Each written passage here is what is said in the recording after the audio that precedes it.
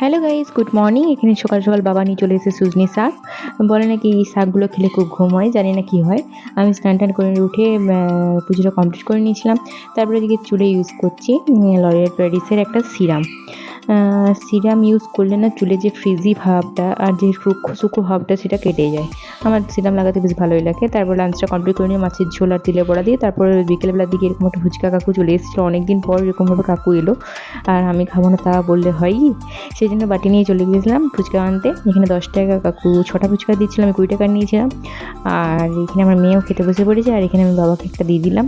আর এখানে আমিও খেতে বসে পড়েছি। আর মা ফুচকা খায়নি, মা ফুচকা খেতে খুব একটা পছন্দ করে না। এইটা হলো যে ফুচকার মধ্যে সবচেয়ে বড় ফুচকা। এটা আমার মুখে ঢুকছিল না, কিন্তু আমি যা হোক করে তাকে ঢুকিয়েছি মুখে। খেতে তো হবেই, ফুচকা কি ছাড়া যাবে?